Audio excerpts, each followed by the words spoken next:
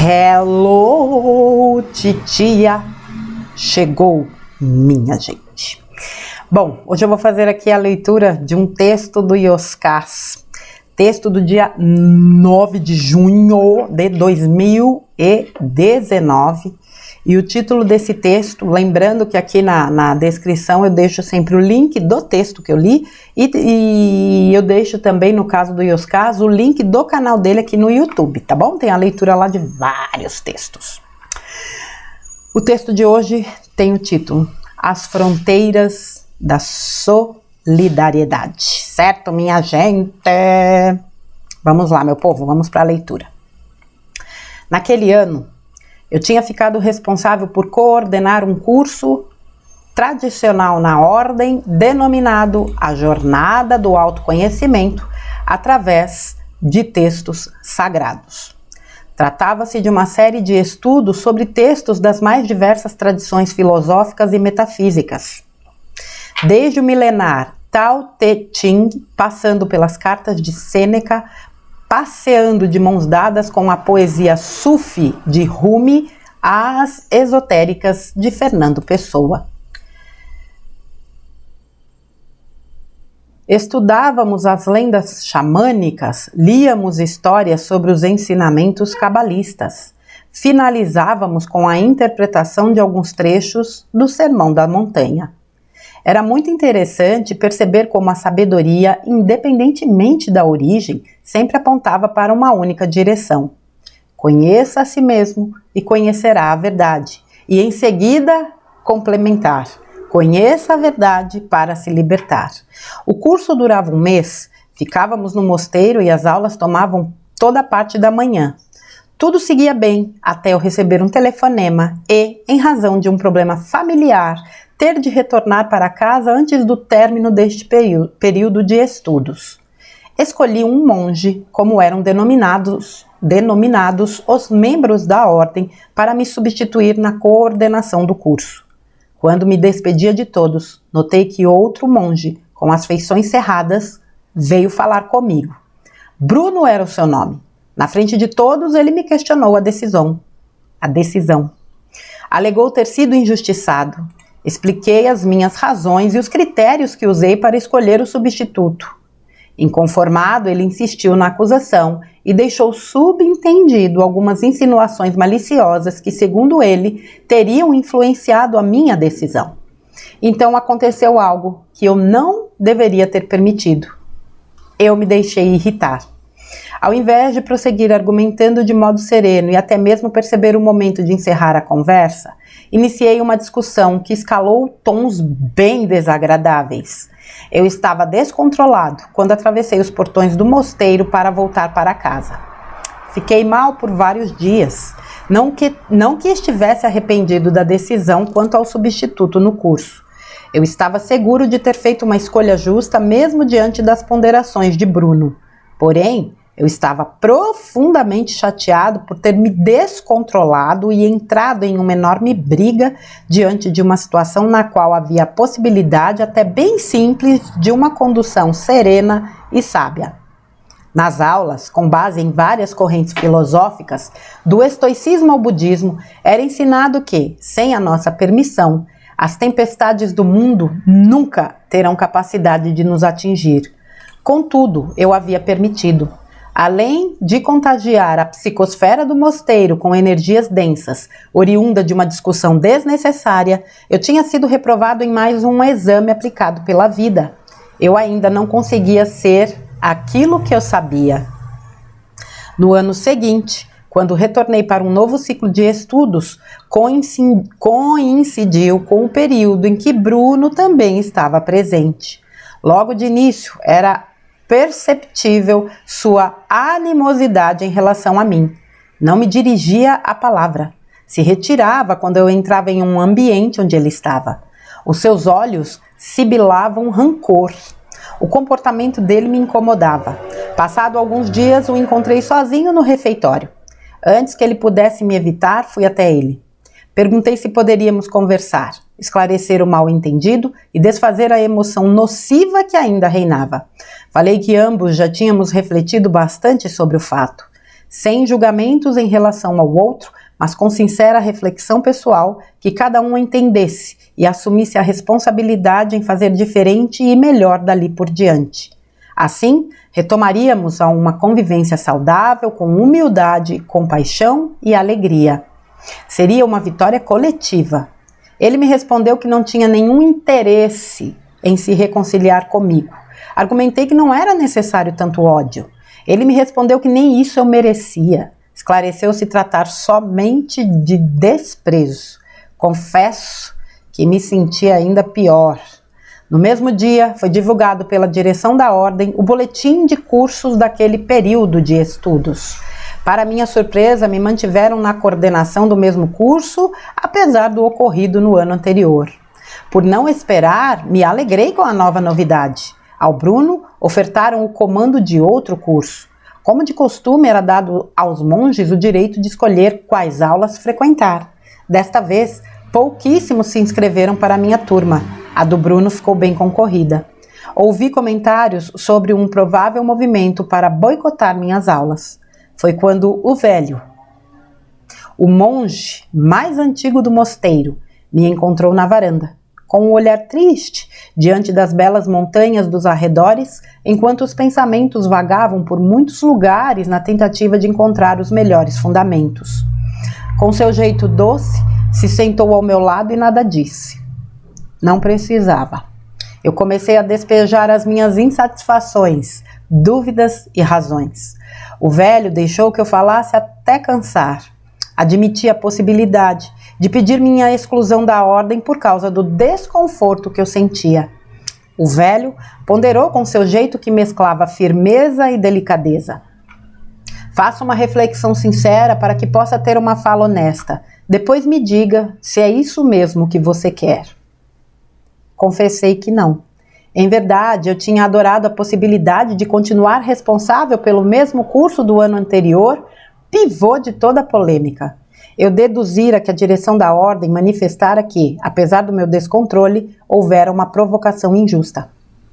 Ou talvez não fosse nada disso, ponderei, e estivessem somente me oferecendo uma nova oportunidade. Qualquer dos motivos me alegrava. Ao Bruno também estavam dando uma chance. Contudo, a reação dos monges, cuja maioria tinha evitado as minhas aulas, demonstrava uma evidente condenação ao meu comportamento. Eu me sentia desconfortável e acreditava não haver ambiente para continuar. Citei um dito popular que diz: preferível ser feliz a estar certo. O velho fez um gesto com a mão e discordou. Bobagem! Esgotar-se na tentativa de convencer os outros quanto ao valor das nossas razões, sim, é perda de tempo e abre portas da amargura. Entretanto, ao abandonar o próprio caminho por falta de coragem em enfrentar as dificuldades que se apresentam, nos levará a entrar pela mesma porta. As pessoas têm sobre nós o poder que concedemos a elas. Tão somente a opinião do mundo não pode impedir uma pessoa de ser plena. Respeite a todos. Porém, acima de tudo, respeite a si mesmo. Contei ao velho a conversa com Bruno mais cedo no refeitório.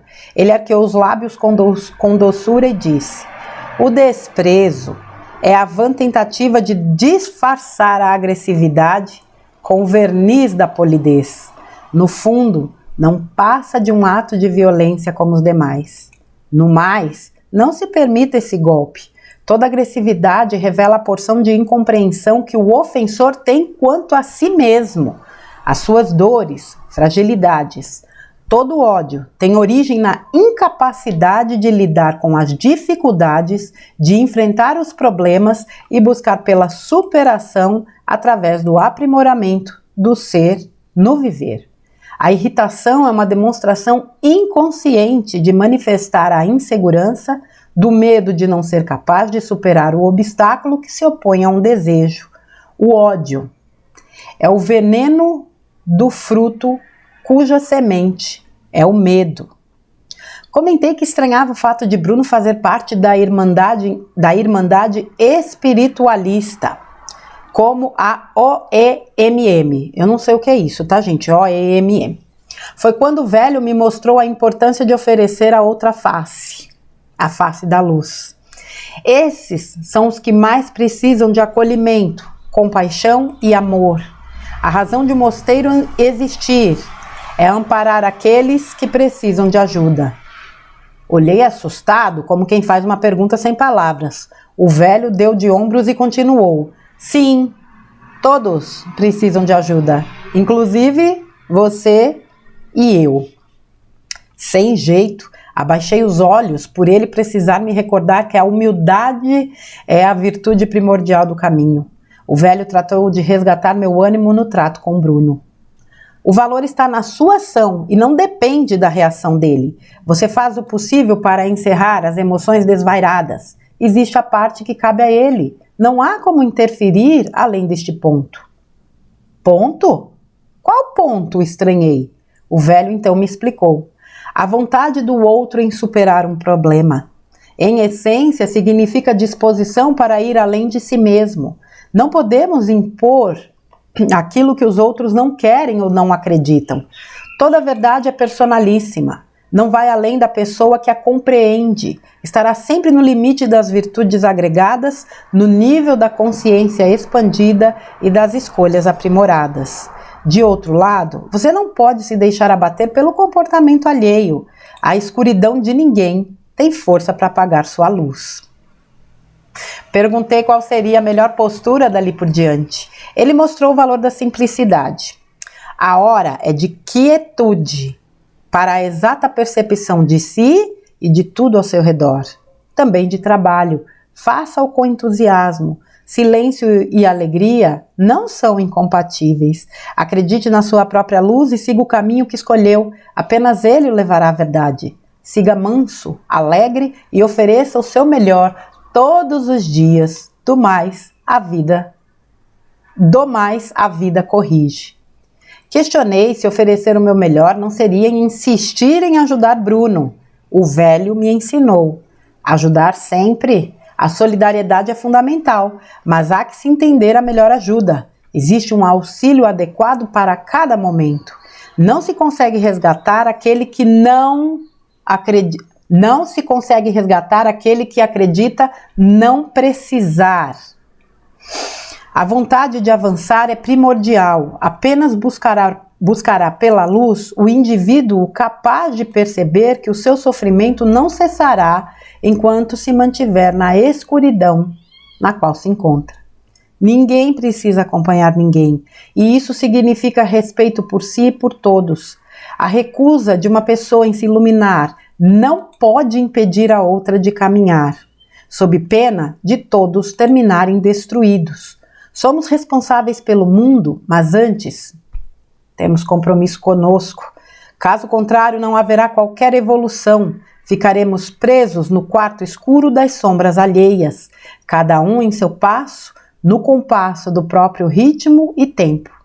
Essas são as fronteiras da solidariedade. Passado alguns dias, Bruno arranjou confusão com vários monges. O seu comportamento criou um ambiente tenso e de discórdia que nunca existira na Irmandade. Certo dia, após entender que precisava intervir, pois a firmeza é uma virtude tão importante quanto a delicadeza, o velho decidiu por afastar Bruno da coordenação do curso que ministrava.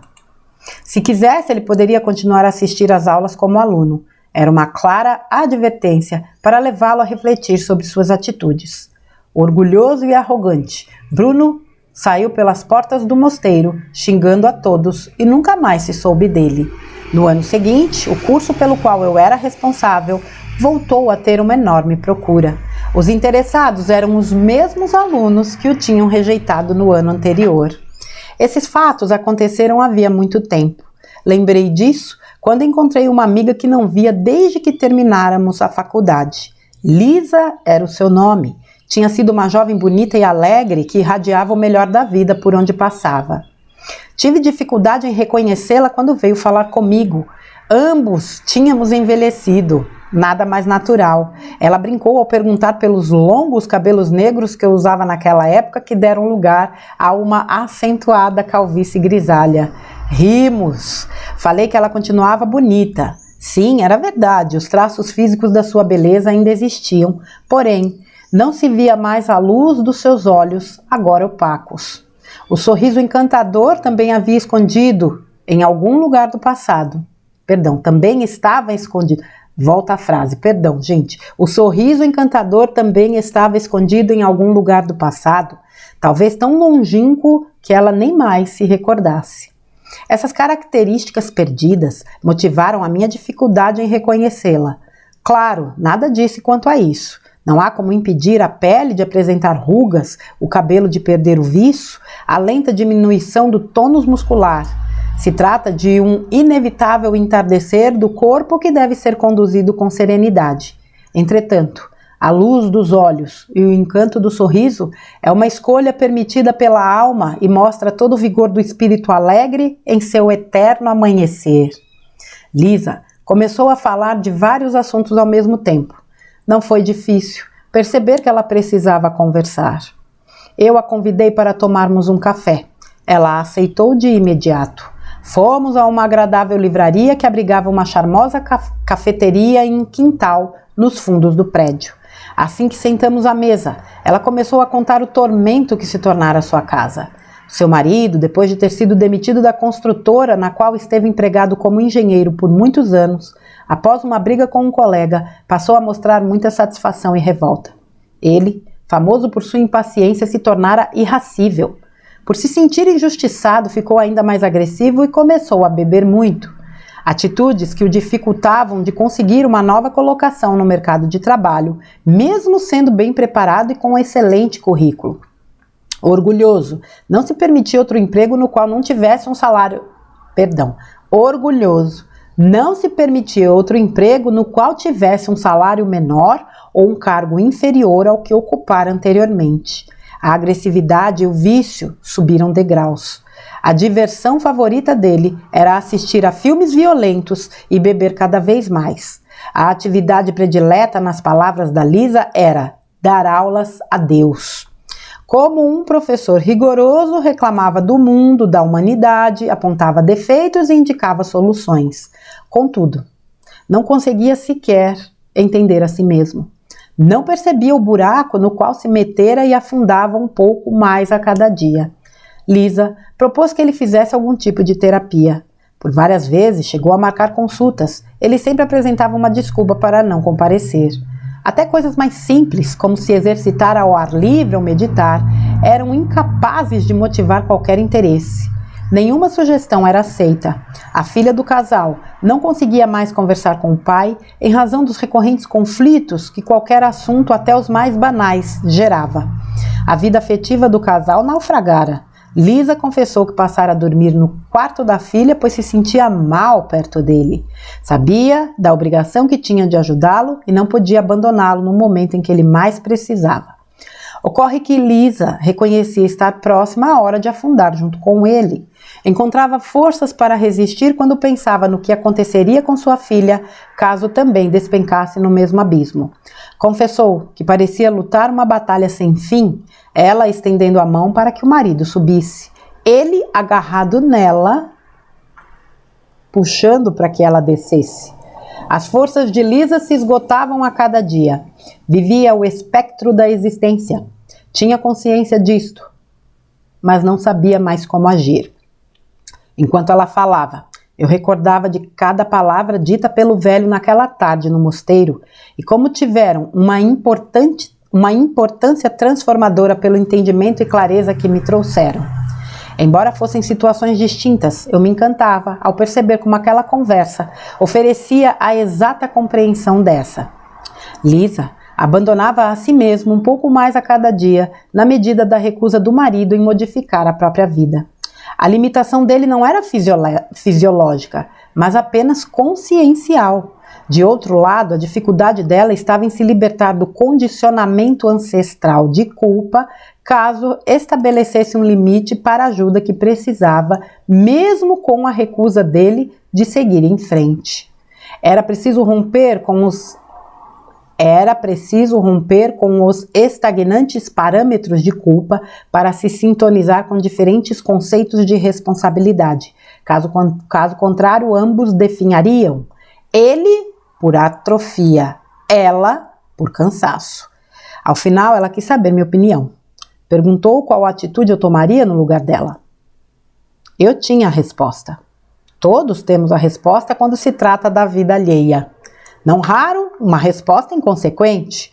O motivo é simples. Projetamos com facilidade para a vida dos outros muitas das transformações que temos dificuldade de entender na nossa própria vida. Tentar administrar a vida alheia, embora seja tentador, é um ato de extrema covardia, pois os eventuais efeitos desastrosos não nos alcançarão. Não o fiz. Lisa precisava de ajuda. Ainda mais, ela estava pedindo socorro. No entanto, minhas palavras poderiam influenciar, ao invés de esclarecer. E isso seria péssimo. Não existe livre escolha sem o livre pensar. Somente ao acender a própria luz, uma pessoa conseguirá transmutar a escuridão que a envolve. Toda alma aflita merece acolhimento. Contudo, para uma vida nova se faz necessário mudar o jeito de ser. Lembrei que em um dos períodos do curso, a jornada do autoconhecimento através de textos sagrados, abordávamos um dos capítulos do livro As Muitas Moradas do Castelo Interior, escrito no século XV por Teresa d'Ávila. Ainda hoje uma obra publicada e apreciada. Não foi difícil encontrar um exemplar na livraria onde estávamos. Aproveitei para dar-lhe de presente também o livro Alma, do monge beneditino Anselm Grün, além de dar um exemplar de As Cartas de Sêneca. Sempre tive muito apreço pela filosofia estoica.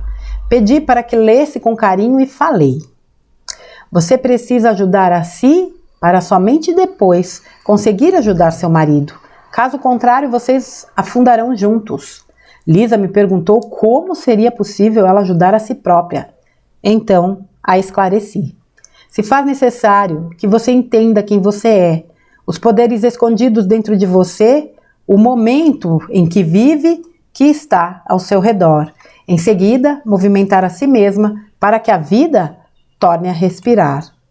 Decepcionada, ela me perguntou se era só. Eu fui firme. Sim, e acredite, não é pouco. É tudo o que está ao meu alcance neste momento.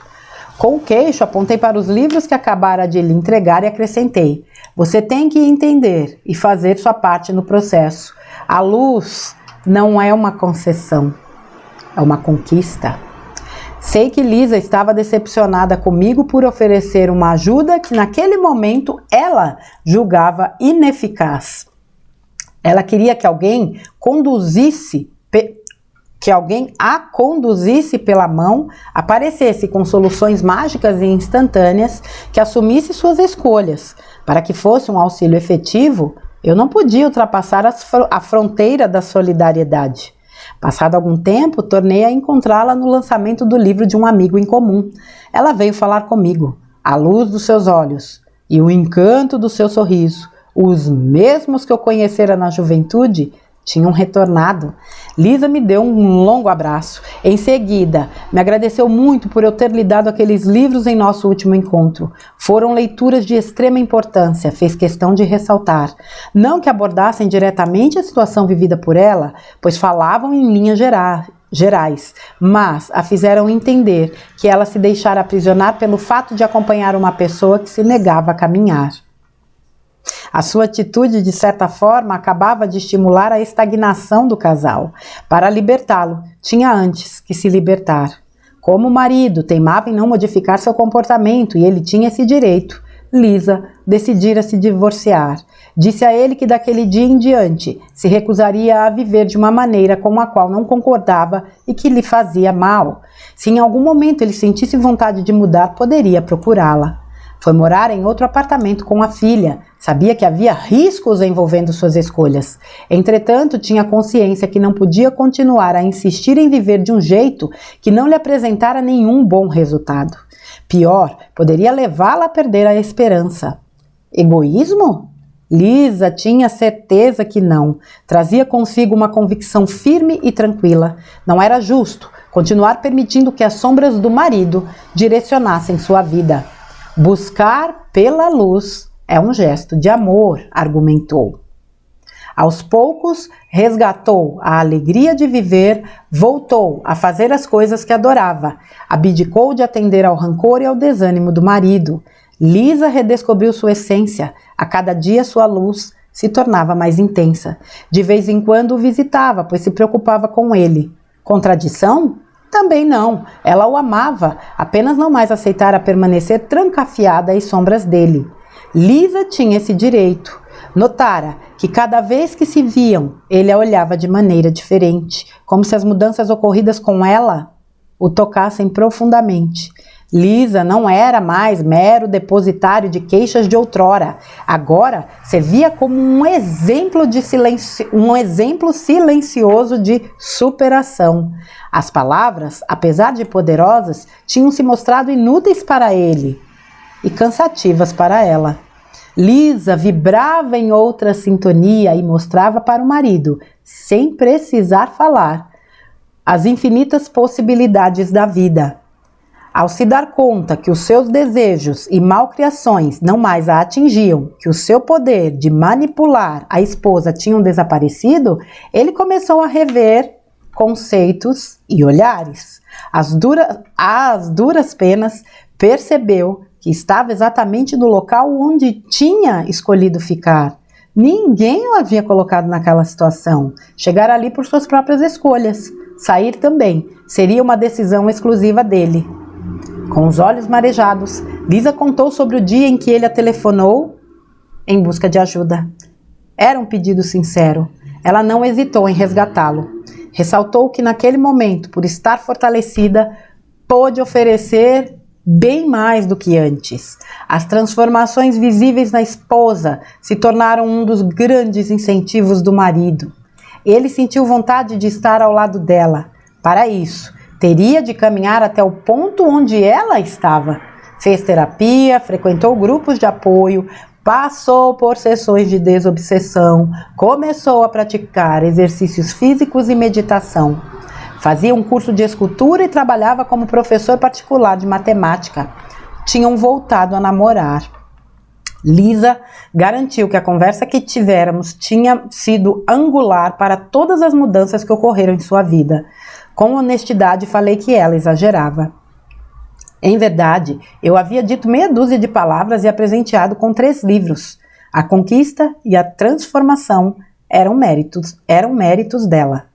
Eu apenas ofereci ferramentas simples. A obra foi toda realizada por você. Se as palavras e os livros a fizeram ouvir a canção da vida, foi porque você estava disposta e pronta para isso. Da mesma maneira, você apenas entregou os instrumentos ao seu marido. A sinfonia é dele. Lisa sorriu. Em seguida, disse que estava indo jantar com o ex-marido e atual namorado em um restaurante próximo dali. Sugeriu que eu a acompanhasse, pois tinha falado para ele da importância da leitura que eu aconselhara. Queria nos apresentar, pois tinha certeza de que seríamos bons amigos. Fiquei contente com o convite e aceitei. No restaurante, um susto. Bruno aguardava por Lisa. Uma daquelas incríveis sincronias da vida. Por uma fração de segundo passou um filme antigo em minha mente. Uma daquelas histórias desagradáveis do passado que preferimos esquecer. No entanto, a vida não permite que avancemos fingindo que as feridas estão cicatrizadas. Uma das características da evolução é a capacidade de olhar para trás sem sofrimento. Esquecimento não combina com superação. Apreensivo, tentei, na leitura de seus lábios, antecipar qualquer reação agressiva. Dos seus lábios vieram a resposta através de um lindo sorriso. Em retribuição, abri os braços. Foi um abraço demorado? Ambos tínhamos sofrido, amadurecido e mudado. Os 2 homens daquela briga no mosteiro não mais existiam. Éramos nós.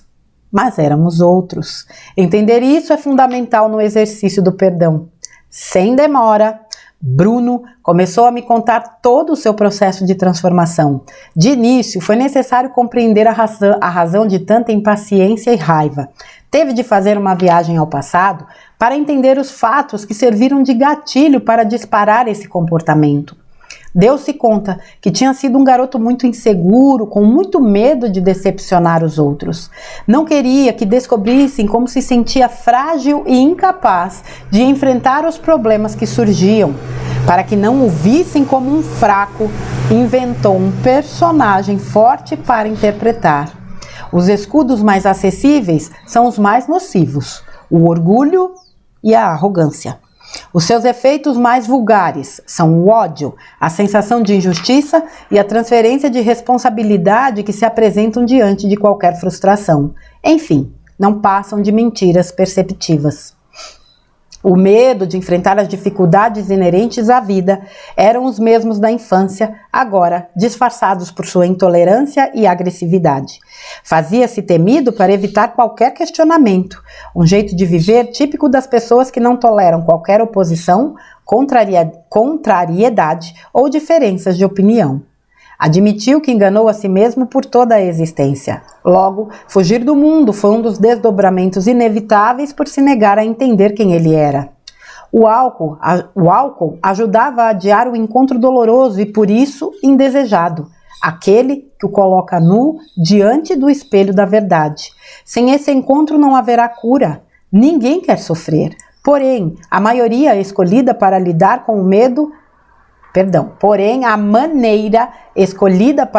com o medo define a profundidade da dor. Por se sentir inseguro para enfrentar as dificuldades, preferia não ser quem era. Assim, impedia a própria evolução.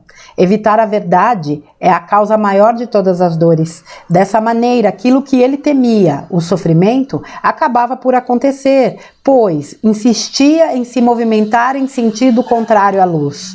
Pessoas assim, explicou falando sobre si mesmo, se cercam de outras dispostas a atender os seus desejos e vontades sem nunca os contrariar. Ocorre que, aos poucos, esse comportamento escala graus, gera dependência e causa muito sofrimento. Os conflitos que ocorreram no mosteiro, na empresa e na família, enfim, no mundo, refletiam a crescente insatisfação que sentia, mas não admitia, quanto a pessoa que ele se tornara admitiu. Contou que o primeiro passo foi reconhecer a própria fragilidade. Agora percebia que se fingir poderoso não se traduz em força.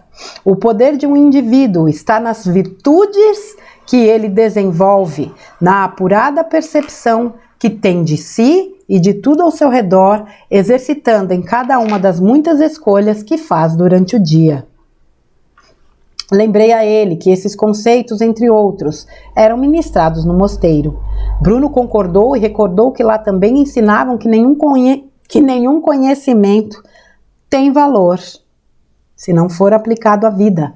Confessou que a sua história contava um daqueles casos típicos de quem sabe tudo, mas não entende nada. Foi preciso aprender sobre humildade para conhecer onde nasce a força.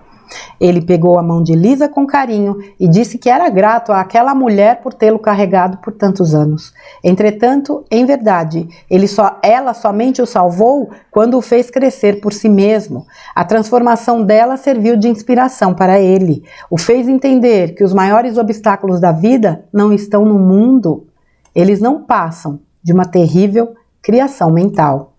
Conversamos sobre outros assuntos. Observei como formavam um belo casal com uma linda história para contar. Estavam felizes e riam por qualquer motivo. Ao final do jantar, nos despedimos com a sincera promessa de nos reencontrar em breve. Combinei com o Bruno que o levaria comigo quando retornasse ao mosteiro no próximo ano. Garanti que os monges ficariam alegres em revê-lo. Ainda mais, acreditava que ele tinha muito para ensinar. Ele, muito inteligente, fez uma alusão à parábola A Volta do Filho Pródigo. Eu concordei.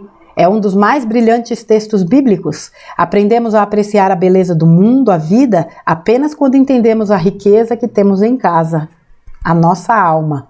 O velho tinha razão. A fronteira da solidariedade em verdade não restringe nenhuma ajuda, mas a expande. Decidi ir a pé para casa. As ruas estavam vazias. As madrugadas são boas para flanar e alocar os pensamentos, mormente quando estamos encantados pela magia da vida. Ioscas. Misericórdia, Pai do céu. Gente, só um segundo. Bora lá. Gente, meu Deus do céu, esse texto, como todos dele, né? Se você traz, né, para os dias atuais, para tudo que a gente está vivendo, pela questão familiar, por tanta gente, né, perdida em conflitos, por tanta gente que a gente quer ajudar a todo custo, mas que nem sequer pedem a nossa ajuda, como é importante a gente entender as fronteiras da solidariedade. Eu acredito que até mesmo o conceito de ajuda é muito distorcido. Muitas vezes, o ajudar é não ajudar. Parece contraditório, mas é a realidade. Tem gente que quer ajudar tanto o outro, interfere tanto na vida do outro, que simplesmente impede a pessoa de passar ou vivenciar os processos necessários para o próprio crescimento dela. Todo mundo conhece um caso assim, minha gente. Vejam, né, quantos episódios nesse texto nos chamando a atenção para isso, né? Eu pintei aqui uma frase quando ele fala assim, as pessoas, isso aqui é um clássico, né? E nós temos falado disso aí constantemente. As pessoas têm sobre nós o poder que concedemos a elas, tão e somente. Isso serve para as coisas também. A gente se contamina se a gente se permite ser contaminado. Tome posse de si mesmo. Canta para subir essas coisas que em nada agregam. Vamos parar de querer a todo custo ser o exemplo para os outros. A gente não está aqui para ser exemplo para ninguém. Isso é vaidade. Nós estamos aqui para trabalhar na nossa melhoria, colaborar com o mundo sim, mas a partir da nossa melhoria. Ao abandonar a opinião do mundo não pode impedir uma pessoa de ser plena. Tem gente que é infeliz e quer que o outro seja. Tem gente que está vivendo situações desafiadoras e porque ele acha que o mundo inteiro tem que viver com ele. Você não precisa disso. Você pode ter uma vida plena e ainda assim ser muito útil a quem precisa. Respeite a todos, porém, acima de tudo, respeite a si mesmo. Cada um de nós é um universo, com a sua bagagem, o seu aprendizado, as suas experiências. Eu não estou aqui para viver a experiência de ninguém viver a minha. Nós podemos viver experiências, eu diria que até idênticas, mas cada um de nós vai viver de uma forma e vai extrair ensinamentos de uma forma.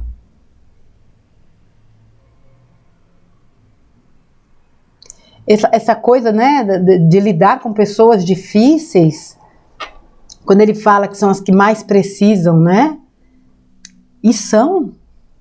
Às vezes a gente fala assim, né, envie luz para as pessoas que, né, se for parar para pensar, trazendo para o contexto atual, quem mais precisa de luz nesse planeta são aqueles justamente que estão trabalhando pelos conflitos.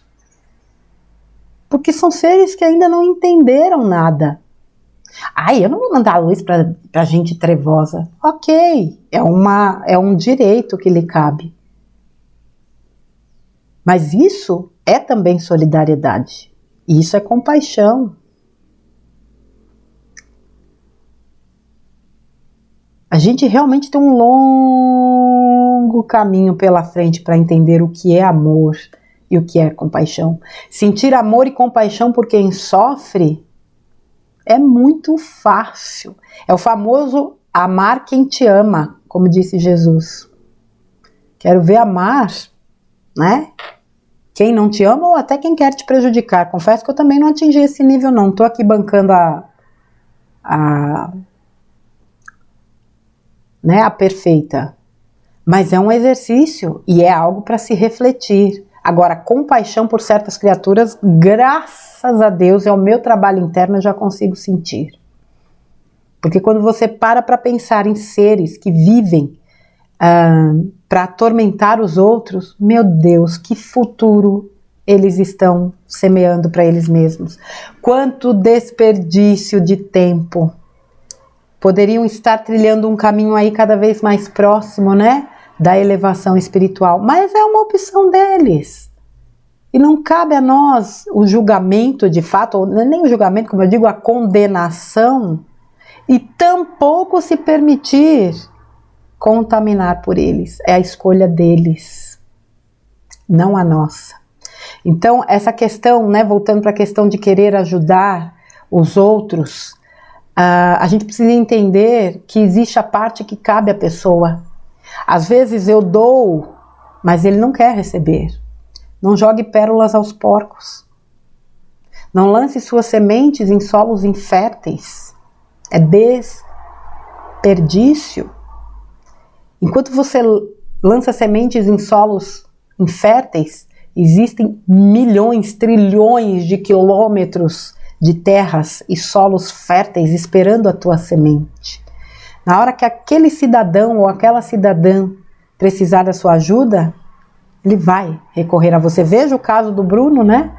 Quando a esposa tomou a decisão de se respeitar e de não viver a amargura dele, as dores dele, o inferno dele, foi o que falou aqui no texto, né? Nem precisa falar. O exemplo diz muito mais do que qualquer palavra. Tudo bem que eu falo pelos cotovelos, mas eu tenho que falar. Mas o exemplo de fato, quando ele se deu conta que ele já não tinha domínio sobre ela, porque ela se anulou, eu não posso deixá-lo, abandoná-lo nesse momento. E aí você se abandona para não abandonar quem não quer ajuda? E aí? Como é que faz? Isso aí não é solidariedade não, tá, gente? Porque nós também seremos cobrados por aquilo que nós fizemos conosco, pelo estrago que nós causamos a nós mesmos para tentar ajudar quem não quer ajuda. Quando ele se deu conta que perdeu a mamata, que a trouxa deixou de ser trouxa, opa, peraí, ele se inspirou nela. E percebeu, porque uma pessoa inteligente, ela sabe que ela precisa mudar. Constantemente, sempre, permanentemente. A mudança, ela é interminável, eu diria. Só quando atingirmos a perfeição, voltarmos, né, para Deus, sabe lá quanto tempo na escala, né, desse tempo linear que nós temos aqui, isso vai levar. É uma coisa que não dá nem para imaginar. A pessoa inteligente, ela, peraí, a minha vida tá uma porcaria, tá tudo errado. Se eu sou co-criadora, quem é a fonte? O mundo não tem culpa. As pessoas do meu entorno não têm culpa. Não existe culpa para começar, mas vamos lá. Ninguém é responsável pelo que me acontece, exceto a pessoa que eu olho e vejo, né, a pessoa que eu vejo refletido no espelho todo santo dia.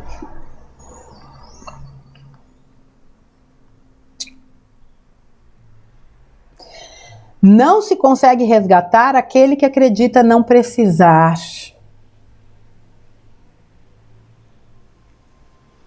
É como, eu vou usar até um exemplo um pouco mais forte. Não adianta a pessoa querer internar o outro numa clínica né, de dependentes químicos se a pessoa não se reconhece dependente químico. Não adianta! Perda de tempo, de energia e de dinheiro. Porque aquela pessoa não vai, tem que partir dela. Ajuda, fulano, me ajuda, preciso da sua ajuda, você pode me ajudar?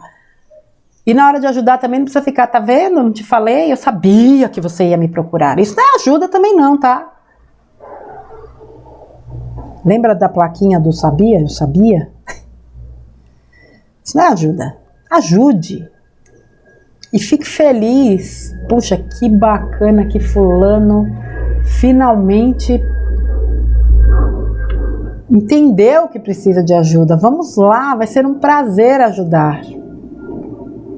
Agora, veja que a ajuda, né, do Yoskás para Lisa não foi uma ajuda, faça isso, faça aquilo, que é o que muita gente quer.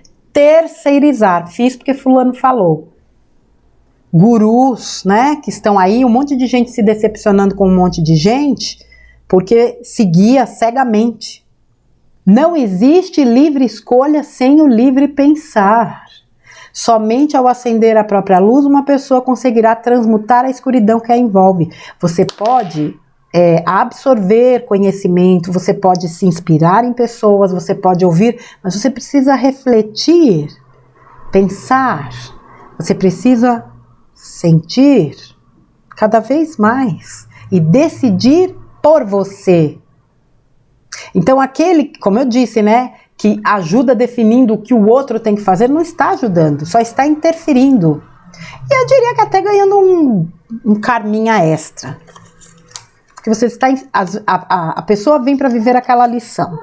Aí chega a determinado momento, ela está passando por aquilo, ela te pede ajuda e você fala, faça isso desse jeito. A pessoa vai lá, faz e muda aquele roteiro que ela mesma escreveu. Você puxa para você esse karma. Olha que desagradável. Em plena, né? Batendo na porta da quinta dimensão, tu tomar o karma do outro. Cruzes, coisa horrível. Então, ele ajudou de que forma? Dando a ela vamos dizer assim, uma cota, né, através de livros, de ensinamentos que ele sabia que seriam úteis para ela. Muito mais do que se ela falasse. Vai lá que ele falasse, separa do seu marido, por que você está vivendo isso? Não era o caminho. Ela precisava entender os motivos, ela precisava entender o processo dela, na verdade, para perceber o quanto ela é valiosa para ela mesma, o quanto ela é importante para ela mesma, e que ela não precisava se submeter à escravidão de um relacionamento doente para ajudá-la, que é o que muita gente faz. Até por aquela questão que eu já falei, é karma, eu já sei que se eu não ficar com ele até, ou com ela, né, porque tem muita mulher também, pelo amor de Deus, enche os pacovar. Eu já sei que se eu não ficar com essa pessoa, na próxima vez eu tenho que voltar com ela. Pelo amor de Deus, gente, me ajuda. É de uma imbecilidade assim, a níveis estratosféricos. Ninguém é obrigado. Não tem isso de ter que ficar com essa coisa mandada, porque senão eu vou voltar numa outra vida com ele. É claro que com um raciocínio desse vai voltar mesmo. Tem que subir. Não, peraí, calma lá, alto lá. Tá me fazendo mal? Tá errado. Eu quero ajudar? Quero. A pessoa quer? Não? Então vamos ajudar de outro jeito. Foi lá, resolveu a questão dela, ele tomou o chacoalhão que precisava, por isso que eu falo, às vezes a gente precisa dar um chacoalhão nas pessoas. Não adianta isso aqui, gente, ó. Mãozinha na cabeça não ajuda em nada. Às vezes um tabefão ajuda bem mais. É claro que eu estou falando em linguagem figurada, não é para ninguém sair por aí metendo murro no nariz de ninguém. É esse tipo de chacoalhão. Amiguinho, você quer se afundar? Se afunda aí sozinho, tá beleza? Eu tô indo ali pra beira da praia, tomar um bronze, uma brisa. Se você quiser ajuda, eu tô à disposição. Mas se você quiser primeiro se ajudar. Ponto. Não é nem vírgula, é ponto. Isso também é riscar o chão. Isso é posse de si. São exemplos, como se fala, do dia a dia, quando eu falo de frase, tome posse de si mesmo, risca o chão. É isso. Não se permita ser agredido por amor. Que amor é esse que traz sofrimento, que agride? Amor não é nada disso não, gente. Amor soma, amor cura, amor eleva, amor inspira. São muitos os conceitos distorcidos que a gente vê por aí. Quando ele entregou o livro para ela, você tem que entender e fazer sua parte neste processo. A luz, essa frase é fantástica, a luz não é uma concessão, é uma conquista. Ninguém vai te conceder luz, você já é. Agora, faça o movimento de acender a sua luz. Essa é a sua conquista, dar-se conta da luz que você é e acendê-la. Já deve ter uns 50 minutos isso aqui, né? Quase. Deixa eu entrar aqui na conclusão. Eu já estou bem no finalzinho também do que eu quero falar. Lisa vibrava em outra sintonia e mostrava para o marido, sem precisar falar, as infinitas possibilidades da vida. Energia é tudo, meu povo. Tanto que hoje, eu diria que está até mais fácil você captar quando uma pessoa está sendo falsa. Porque ela pode até falar uma coisa, mas a energia não mente. Alguns ainda conseguem ser bem dissimulados, mas a maioria já não. E principalmente, as pessoas estão muito intuitivas, muito perceptivas, muito sinestésicas, né? Captando a energia. Então, quando ela saiu daquela vibração, né, de submissão, de ai, coitadinho dele, que ela falou, peraí, rodou a baiana e falou, peraí, aqui quem manda sou eu. Deu? Vai ser do meu jeito? Isso é autoridade também. Ele sentiu. E ele precisava sentir isso. Interessante que quando esse texto entrou na segunda etapa, falando da moça que era casada com um cara, assim, na hora eu falei, é o cara que saiu do mosteiro. Só pode, né? Faria todo sentido. Se não fosse, o texto já seria um espetáculo. Mas sendo ele, se torna ainda mais, né? A vida não permite que avancemos fingindo que as feridas estão cicatrizadas. Não adianta fingir que está tudo bem. É preciso lidar com as questões. É preciso ressignificar aquilo que nos trouxe dor. Uma das características da evolução é a capacidade de olhar para trás sem sofrimento. Esquecimento não combina com superação. Não adianta jogar para debaixo do tapete, porque aquilo só vai acumular. Vai chegar uma hora que você vai ter que levantar aquele tapete e o acúmulo de sujeira vai ser muito grande, vai ser pior ainda. Então lidar só por hoje, né? Todos os dias, só por hoje eu lido com isso, só por hoje eu supero isso, só por hoje eu faço assim. Todos os dias, até que aquilo seja de fato ressignificado ou até mesmo transmutado. A coisa, né, da pessoa muito... O comportamento do Bruno, né, muito querendo ter razão de tudo, né, mostrava ali uma pessoa insegura. Uma pessoa que tinha medo de se mostrar frágil, medo de decepcionar os outros. Você vê que a gente está sempre se nivelando para os outros, né? E se os outros me acharem fracos? E se os outros isso? Se os outros aquilo? No dia que a gente aprender que a gente não precisa disso, minha Nossa Senhora da cura eterna, 99% dos nossos problemas estarão resolvidos. Porque eu não preciso da validação, da aprovação de ninguém, eu não me comparo. Faz tempo que eu não falo de comparação, né? Parem de se comparar. Você é você. Olha, só se compare a você. Em tudo. Hoje eu sou melhor do que ontem. Ponto. Não dá pra você falar, ai, fulano tá mais na frente do que eu, tá mais avançado do que eu, fulano sabe mais do que eu. Não adianta conhecimento sem prática. É ou não é? Nenhum conhecimento tem valor se não for aplicado à vida. Já falei disso trilhões de vezes. Pessoas fantásticas, inteligentíssimas, perdidas em si mesmas porque não colocam em prática o muito que aprenderam. Eu acredito que entender que ser útil é possível, mas que mesmo para isso existe limite, porque existe limite para tudo, é fundamental. E as fronteiras da solidariedade se constroem no entendimento de até onde eu posso ir e até onde o outro está disposto não só a pedir ajuda, mas a de fato se ajudar antes de tudo. Não adianta eu querer ajudar, porque tem gente que pede ajuda, mas não se ajuda. Tem isso também, tá? Espera que o outro fique fazendo tudo. Então, é uma série de fatores. É o outro pedir ajuda, é o outro de fato estar disposto a se ajudar, a aceitar essa ajuda para que eu possa ajudar.